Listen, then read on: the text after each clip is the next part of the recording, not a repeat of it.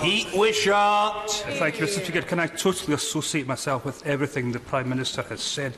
We will never allow hate to succeed, and we do stand in solidarity with the victims of Cyclone Edie.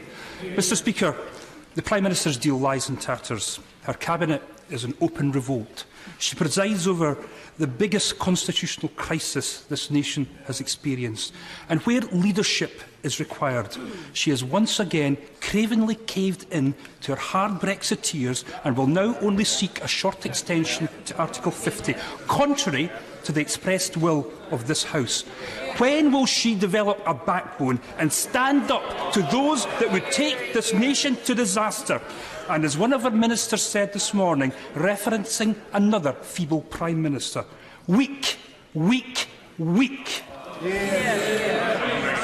Thank you, Mr. Speaker. Perhaps it would be helpful in response to that question if I update the House on the forthcoming European Council and the issue of Article 50 extension.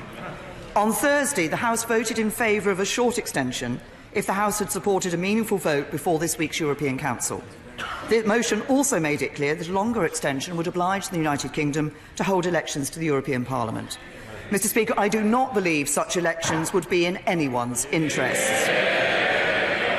The idea that 3 years after voting to leave the EU, the people of this country should be asked to elect a new set of MEPs is, I believe, unacceptable.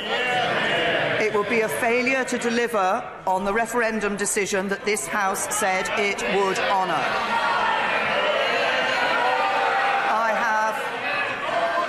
Order, the long way to go, and what the Prime Minister is saying must be heard.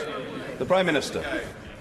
I have therefore this morning written to President Tusk, the President of the European Council, informing him that the UK seeks an extension to the Article 50 period until the 30th of June.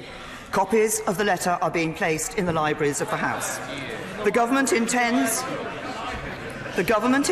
to bring forward proposals for a third meaningful vote. If that vote is passed, the extension will give the House time to consider the Withdrawal Agreement Bill. If not, the House will have to decide how to proceed. But as Prime Minister, I am not prepared to delay Brexit any further than the 30th of June.